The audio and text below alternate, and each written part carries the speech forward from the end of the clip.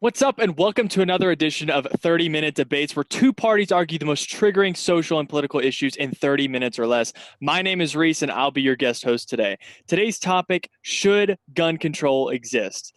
Let's introduce our contenders here. Advocating for gun control is Teddy, also known as Progressive Intel on TikTok. What's up, Teddy? What's up, Reese? Advocating against gun control is Tyler, also known as TylerBluntman on TikTok. What's up, Tyler? I'm good, man. I'm good, man. I'm glad to be here and have a civil discussion.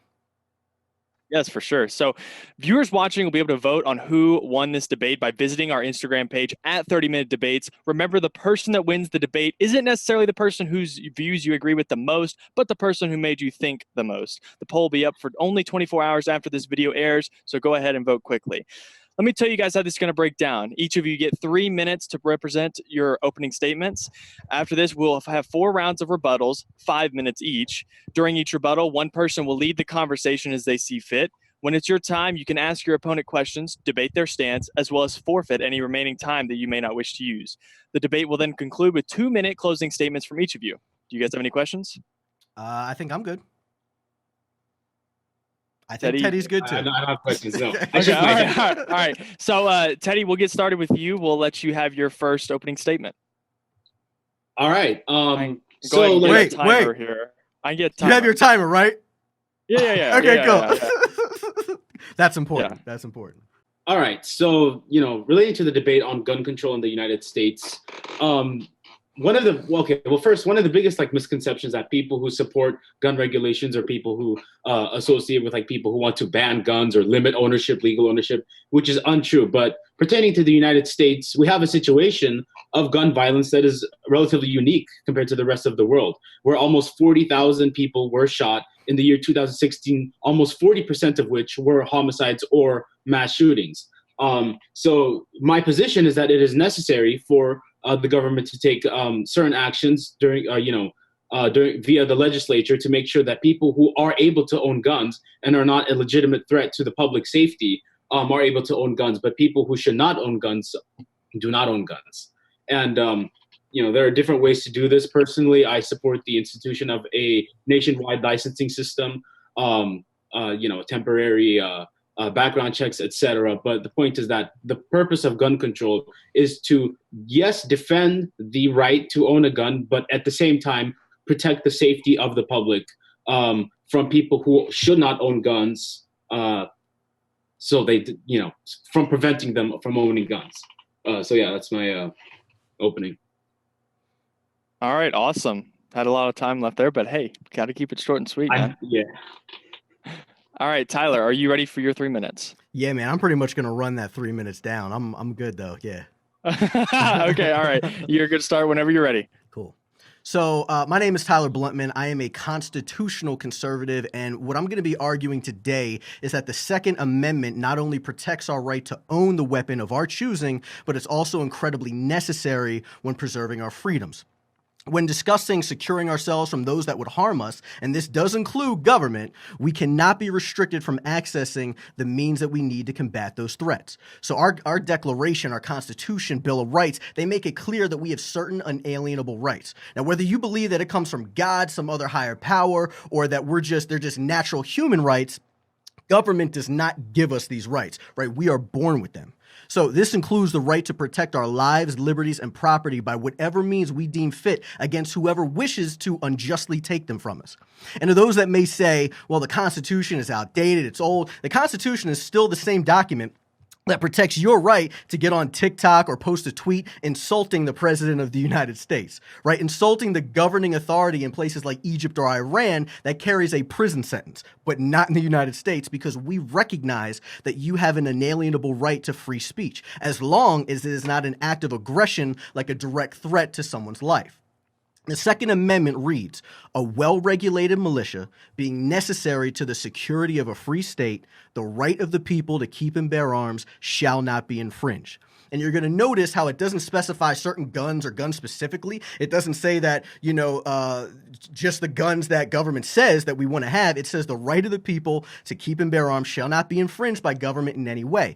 Now, big argument that I tend to get on the left is the Constitution, when it was written, that they couldn't have predicted these types of weapons. I mean, they only have muskets, they shot 1 round a minute, and this is all just false, right? They had the belt and repeater that held 16 to 20 rounds. They had the knock volley gun that shot 7 rounds at one time. They had warships, cannons, we actually had grenades. So to say that the Founding Fathers didn't recognize these clear technological advancements in weaponry is just inherently false. And yet they still wrote in the Bill of Rights, shall not be infringed. The Founding Fathers also recognized that government is corrupt, and a government with a foot on the throat of its citizens leads to your inalienable rights being taken. The Declaration of Independence says that we not only have the right, but we have the duty to alter or abolish such government that does not secure our inalienable rights. And let's not forget that gun control is just inherently racist. It was created out of racism. The first gun control laws that were passed in 1865 from southern states that wanted to restrict black people from owning firearms because they thought that their once slaves would probably be a significant threat now that they are free. Right? So the left has said for years that they're not coming for our guns, but it's a lie. Beto O'Rourke got on stage saying they're coming for our AR-15s. They have the governor of Virginia saying that they're creating a task force to search out these people and take our weapons from us. So having the means to protect ourselves from a tyrannical government is imperative to preserving our liberties. All right. Awesome. Awesome. Wow. Yeah, you did use up all your 3 minutes. Okay. All right, so Teddy, we're gonna let you have the first rebuttal, first the 5-minute rebuttals here. So yeah, go ahead and talk about anything that you heard in his opening statement. All right, so there are a few interesting points that Tyler brought up. The first of which is his kind of interpretation of the Second Amendment. So I assume that I'm correct in assuming that Tyler believes that the Second Amendment defends the individual right to own firearms. But the thing is that no, I believe it defends our right to own weapons, not just strictly firearms. Right, but you believe that is a right that pertains to the individual. Correct. Okay, so the issue that I have with that is that historically, the Second Amendment was upheld to defend the idea of state-organized militia specifically to bear arms. It was identified as a collective right numerous times in the Fed papers, including by Alexander Hamilton, who believed that the Second Amendment was crucial to defend the state's abilities to organize a militia against tyranny from the British government in the era of the Revolution. It's not until 2008 that the Second Amendment became an individual right via DC versus Heller, in which Scalia decided, or the majority with Scalia's opinion decided that the Second Amendment does defend the individual right to own a firearm. Who was? I'm sorry to interrupt. Who was that person that you said? Antonin Scalia. Okay, the Supreme Court judge. Right. Got it. Okay. So I do agree with this ruling. I believe that you as an individual, or me as an individual, or Reese as an individual, should be able to go out and buy a firearm. I believe that is an ideal that should be defended by the Second Amendment. But the thing is, that's not what has been the norm. The Second Amendment was an idea of the collective ownership of the American people. A well-regulated militia means a militia that is organized by state governments, to combat tyranny by the federal government or all other forces of coercion, right? And it's until very recently that became an individual right. And in addition to that, to Tyler's point about kind of the inherent right about owning firearms, how that extends to all sorts of weapons, I assume he means automatic weapons, semi-automatic weapons, rifles, etc. The thing is that in that 2008 decision, Scalia specifically wrote that this decision that guns are an individual right should not cast doubt among longstanding provisions that prevent certain people within reasonable suspect of the state by the state governments, for people to not own firearms. So this includes convicted felons, people who have mental illnesses that are deemed a credible threat to themselves and others, etc. So what the Second Amendment debate comes down to me is two things. Does the Second Amendment defend the individual right to own a firearm, or does it defend the kind of collective right of an organized militia to own a firearm to defend against coercion? And number two, does the interpretation of the Second Amendment, does it and should it allow for kind of area for restrictions, for example, red flag laws or things like universal background checks, licensing, prevention of ownership from certain weapons, like certain automatic firearms, etc. Yeah. All right. Awesome. Well, hold on. How much time does he have left? He has minute 40. If he Okay, wants you don't. to So ask you're any- just seceding your time.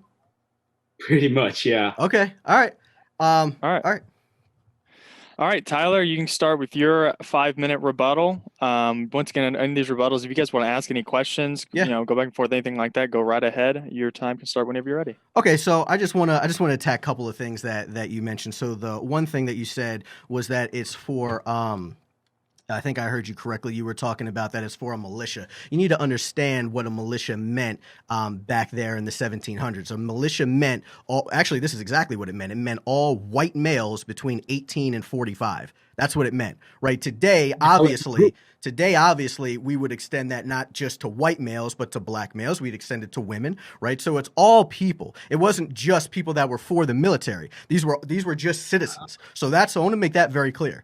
That's what militia was. So second, you said that you were talking about it comes from an individual right from you said the Supreme Court from the Scalia thing in 2000. It was due to Scalia. What's his name again? Antonin Scalia. Antonin.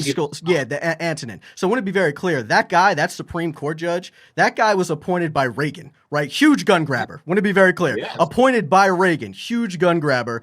Reagan, hugely racist in itself, going after people's guns, right? So you're talking about a guy that is so biased to gun control. Of course, he's going to say that, right? So that's the first thing. Second, your whole premise that it's just the Supreme Court that no matter what the Supreme Court says, that somehow that it means that it's constitutional, and that's just so false.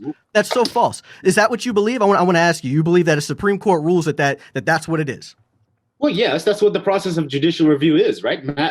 Marbury versus Madison. Okay, so let me ask you. So what about like Bowers versus Hardwick in 1986? The decision upheld a discriminatory Georgia sodomy statute that criminalized sexual activity between gay and lesbian relationships. Supreme Court, they ruled that was constitutional. You agree with that? Well, no, I don't agree with that. But the thing is, that's upholding a precedent, right? If there is a precedent in the Supreme Court that it was deemed unconstitutional after, right? What your whole premise is that if the Supreme Court says it has to be constitutional. It's not. Some of the worst. The Supreme Court has got it wrong many times. Back in 1857. Hold on 1 second. Let me just have my time here. So back in 1857, right? The Supreme Court in the Dred Scott held that African Americans, whether free men or slaves, could not be considered American citizens. So the Supreme Court has got it wrong many times, and things have been overturned since then, right? So to say that these are just flawed men, these are just men with their own biases, their own prejudices, just because they say it is lawful does not make it constitutional. So when they say that any type of gun infringement is 100% unconstitutional, this is the amendment that says that it cannot be infringed. It can't, right? So I also have a couple questions for you though. So how much time do I have, Reese? You got 2 minutes. 2 minutes? Okay. So my question, a question that I have for you is, what type of gun control do you support? So I would support having a nationwide licensing system that basically requires that for each type of gun that somebody wants to own, they have to apply for a license, which includes a 3-day waiting time period and a quick train for how the use of the weapon. It's very similar. Like 12 states and DC have a similar system, including Massachusetts. Missouri used to have one. Connecticut has one. What types of stipulations, like what types of citizens can purchase these weapons? Essentially, anybody who applies for a license that is not like deemed a credible threat to themselves and others. Okay, so you believe in red flag laws? Yes, I believe. Yes. Okay, do you understand like what red flag laws do, like what they mean, what power it gives to the government? Actually, not even what power it gives to the government, just what power it would give to your sister, your brother, your neighbor, that says that, you know what? I think that person is a threat. That's the only thing that they need to say. And then the government can barge into your doors. They can barge right into your doors and they can take your weapons from you. Do you know that? Well, that's not really true. You have to go through the court. You have to get a specific warrant from the judge that says. Sure, they have to get. Sure, I'm not negating that. They have to get a warrant. That's it. But right, all they have to do is say that this person is a threat. Their brother has said that they are a threat. You don't actually need to have proof that this person has this weapon. Yes, you do. No, you do not. You only have to know that person said that they have something. If I say something on a media, like indicating that I would like do something like shoot myself or someone else, that alone does not indicate a justifiable No, when you consider somebody's ability to carry out something, it is their intent plus the apparent ability to carry it out. What was that guy's name? That was just it's just a while back. It was he streamed the whole thing on Instagram, and basically his girlfriend or his neighbor, somebody, said that he had some kind of magazines in the home, and that gave police justification to go there, and they didn't even find the magazines. Didn't even find. All right, well, we can start with Teddy's 5-minute rebuttal here. So, Teddy, you can start whenever you're ready. Okay, so yeah, Tyler kind of misrepresented the function of the red flag law. The idea is to give the government, via the Supreme Court of a state, the authority to decide justifiably if a person is a viable threat to themselves or others via not only like what they say to somebody or on social media, but the apparent ability to complete their action. So there must be some sort of evidence that's included in that. And in addition, there must be. I mean, you can't claim the red flag law without some sort of evidence of the apparent ability to carry it out. And I don't want to interrupt your time, but that's just false, because the evidence to them, the government evidence that they need, is just the word of somebody. They don't actually need physical proof. They just need the word of somebody. Just want to make that clear. But again, if the word of somebody gives somebody the apparent ability to carry something out, I would consider that evidence. It's kind of significant. If somebody says they have a weapon and I want to shoot somebody, and they post about it and they talk about it, it displays clearly. That's not the same thing.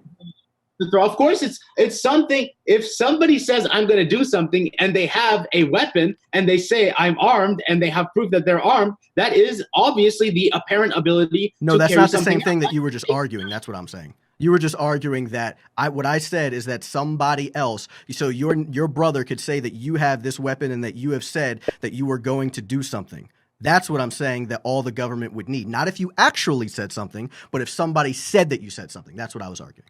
No, I mean, that's what you're saying is that like witness testimony alone is enough to take weapons via the red flag law. Excuse me? Like if somebody is a witness saying, oh, this person is going to do something, that enough is alone to use the red flag law? That's facts. Well, no, because again, there has to be proof of an apparent ability to carry something out. I mean, that's what matters in this situation.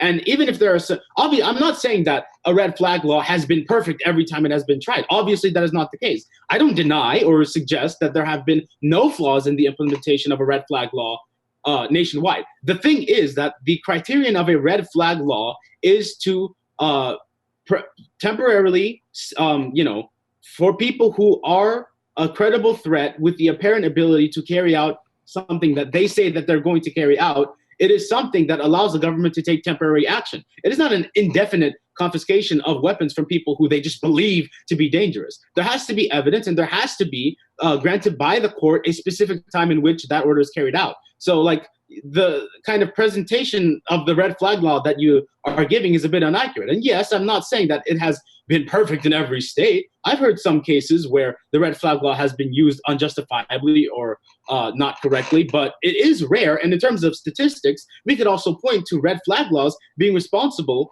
let me see here. I have it down, but it is directly correlated to a decrease in suicides. So for the 2016 study from the in the law and contemporary problems, so for every 762, for every 10 to 11 gun seizures, one suicide is averted. So that's kind of the underlying purpose of the red flag law. So what? If you are deemed, well, don't you think preventing suicides matter? I mean, preventing suicides matter. I don't think that by limiting guns, people are going to find any type of way to commit suicide. Also, I'm not going to jail somebody because they want to end their life. Or take away their rights because they want to. Sure, they do. If someone's suicidal, they can Baker Act them. They can put them in these facilities, right? So that really is a type of jailing them. So no, I don't believe in that. Well, I mean, I understand your argument, but the thing is that the Supreme Court and likewise the judicial review has upheld the idea that the Second Amendment, much like other rights, are not unlimited rights. There are reasonable state interests for the public safety when you're talking about the right to own a firearm to take action, right? And we could disagree where that action may vary. You might say that the state has no interest in doing so whatsoever. But that is an argument. You have to realize that is not within the framework of the Constitution and the interpretation of the Second Amendment. So I guess that's where our disagreement is. But in terms of public safety, if somebody says that they're going to carry out something with the apparent ability to carry it out, if they say that they have an interest in committing a mass shooting, and if they have an AR-15 or a weapon that makes it easy for them to carry out a mass shooting, then there should be action, in my opinion, to prevent that mass shooting from happening. And it should be a temporary confiscation if we're going to there should be no such thing as an sorry, all right, go ahead. I kind of went a little past. Do you mind letting him just finish that thought? Go ahead and finish up the statement. Well, it's just that I forgot my thought. It's all good. I'm sorry, man. I should have let you go like another 10 can seconds. you let us know when we're like 30 seconds out? Yeah, I can do that. So yeah, we got Tyler. You're gonna do your last rebuttal here, and then we'll move into the closing statements after. So Tyler, whenever you're ready. Okay, so when he's talking about when Teddy's talking about suicides, I want to be clear. That's not my. When I say not my concern, it's not that I don't care about people committing suicide, but that's not a reason to take someone's inalienable rights away from them, right? I believe that if people want to commit suicide, that we can't. That's up to them. They're only harming their own body, right? So. Same way that I don't support any type of drug criminalization or anything like that. They are only harming their own body. Now, if that individual is on meth and goes out and shoots up a school, that right there is the actual crime, not the ingestation of said methamphetamine, right? So I'm very libertarian when it comes to that. Second, I do have another question. So because my whole basis before I get to the question. Well, yeah. So where in the Second Amendment? I'm not talking about Supreme Court because I've already debunked that the Supreme Court can get things wrong. Can we agree that the Supreme Court gets rulings wrong? Of course. That's right. That is what it is. So the Supreme Court can get things wrong. That does not diminish the need for judicial review. That right there. Okay, so here it is. So where in the Second Amendment does it state that anything can be infringed? Where does it state that you can have red flag laws? Where does it state anywhere in the Second Amendment or in the Constitution itself? Well, it doesn't. It doesn't say that. And that's really simple, clean cut. Here's my follow-up question. Sure. Where does it say in the Second Amendment that you, as an individual human being, as a person with your own personhood and constitutional rights, individually, where does it say that you are able to own a gun? That's the question. The people. Militia. No. That's what the people. No. That's not what it says. Yes, no. So let me go ahead. Let me go ahead to that. So. As I already stated, militia would have been all white males between 18 to 45. That's what militia. In a collective group. It doesn't matter. It doesn't mean that it was military. Let me finish. Can I finish my thought here? I appreciate that, Teddy. So anyway, that's what militia meant, right? So all white males doesn't mean that they were in service or part of any government. It could have been your own neighborhood. That's what that meant. So the people is what it refers to. So the people are the only ones. If you read the Second Amendment. The people are the only ones whose right is secured in the passage, not militia or government. All you have to do is read it, right? And this comes up other times in the Constitution. The First Amendment says that the right of the people peaceably to assemble and petition the government. The Fourth Amendment says that the right of the people to free from unreasonable searches and seizures. It's the people. That means us. So same thing in the Second Amendment. So that's to answer your question. Second, how much time do I have left? You've got 2 minutes. 2 minutes. Okay, so let me ask this question. So, do you believe that that America? So you only believe in guns. You don't believe in full autos. You don't believe in well, that's still guns, but you don't believe in like machine guns or bombs or anything like that. No. Why? I believe that it is a necessary restriction to prevent people from having AK-47s and bombs and bazookas. Do you not believe that the government would turn on its citizens? Frankly, no. Now, no. Do you think that the government would ever like bomb its citizens?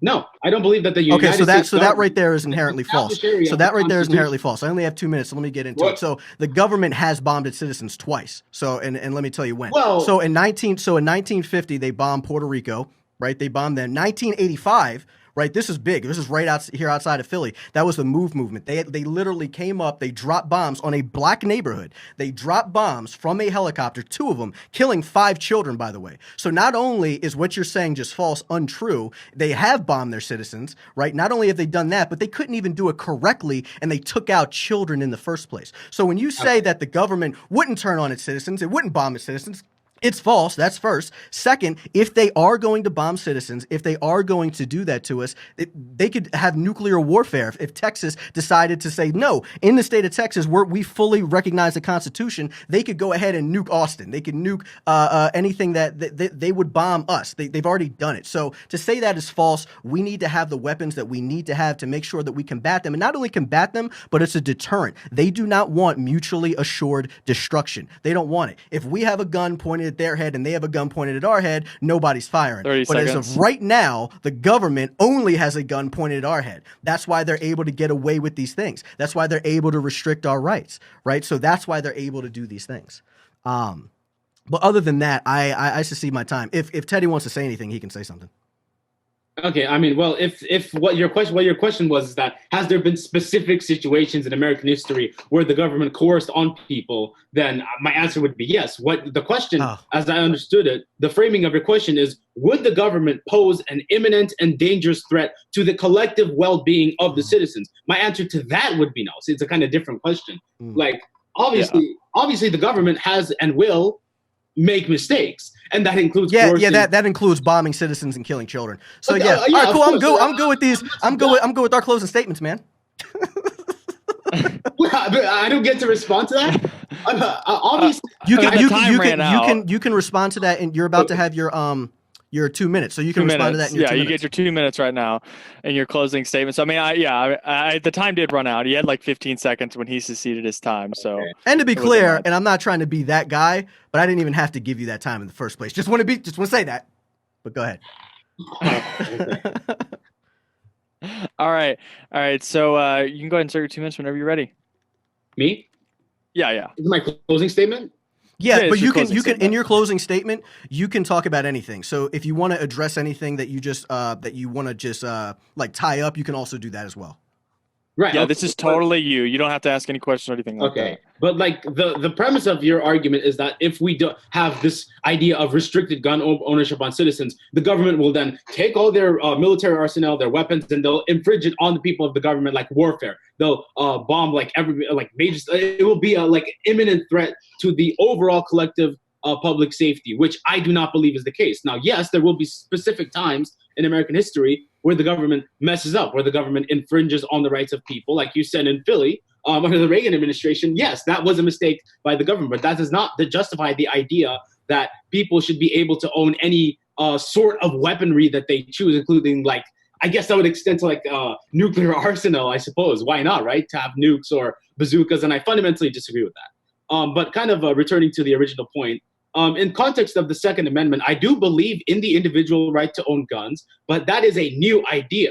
For years, up from the revolution to the institution of the Constitution to 2008, if you could believe it, the idea of individual ownership of guns was not upheld by federal law. Certain states upheld it, but it was not until 2008 that became recognized. And it's interesting how you brought up how Judge Scalia was like this gun grabber when his decision was very much pro-gun. It was the largest expansion of gun rights in American history by far. Every individual was able, and after 2010, a redo of that case from Chicago, upheld that right across the country for every individual to own a gun. It was the massive expansion of gun rights, and it's one that I support. But the idea of it fundamentally being created as a defense of individual people to own guns, that's not what it was.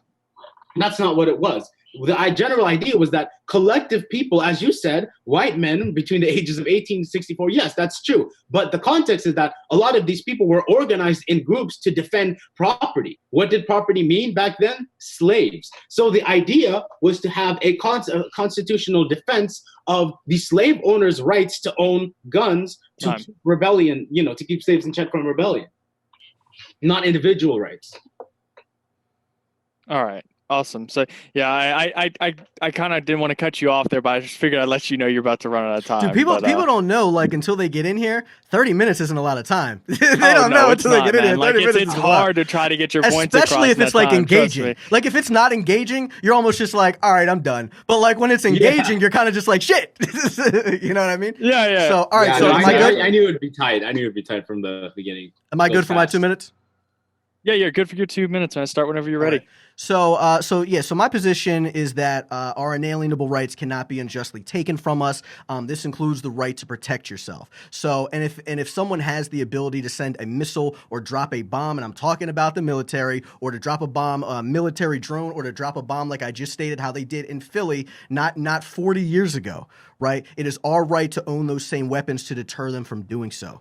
The American government understands mutually assured destruction, as I talked about. If we have a gun pointed at them and they have a gun pointed at us, nobody really wants to shoot, right? But if they only have a gun pointed at us, there's no incentive for them to uphold our inalienable rights. So I'm not against regulations. I want to be clear. I'm not against regulations that don't infringe on our rights. So, for instance, like having a grenade, because he talked about bombs. So having a grenade in public would be an act of aggression, as that blast radius is significant and it's not as secure as a firearm from accidentally harming someone. Same for people that would live in residential neighborhoods or condos. You can't have bombs in the home for the chance that it detonates and takes out your neighbors, right? You'd have to have, if you had acres of property, sure. Right? But all I want is for people to understand that we have unalienable rights. The government is both corrupt and inept and is willing to bomb its own citizens. They're willing to take us out.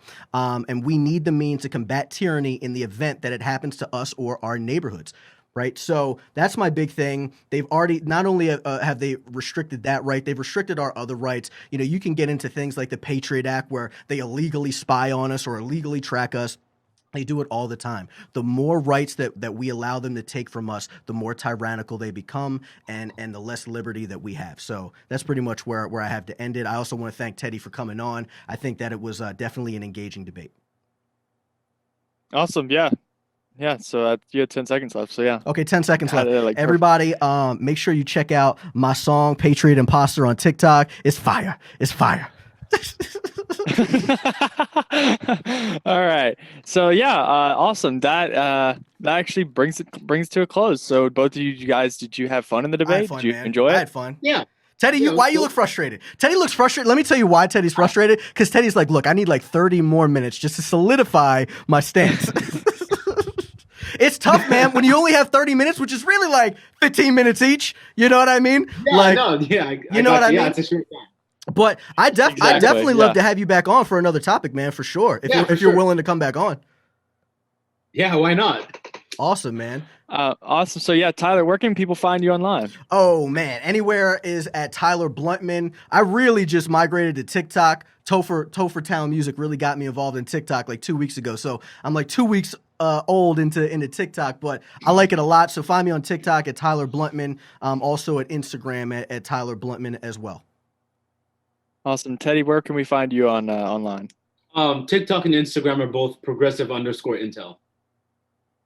Awesome. Yeah. So, if you guys haven't checked out either of these guys online, whether your stance is pro-gun, anti-gun, whatever, I suggest checking out both of them. You guys can learn a thing or two from both of them for sure. But yeah, what about you guys listening at home? What did you guys think of the debate? Who had the better argument? Who made you think the most? Remember, you guys can vote on which one you think won in this debate on the Instagram page at 30-Minute Debates. Poll is only open for 24 hours, though, so make sure to vote quickly. If you guys enjoyed this debate and want to hear more, make sure to follow on Instagram and YouTube at 30-Minute Debates.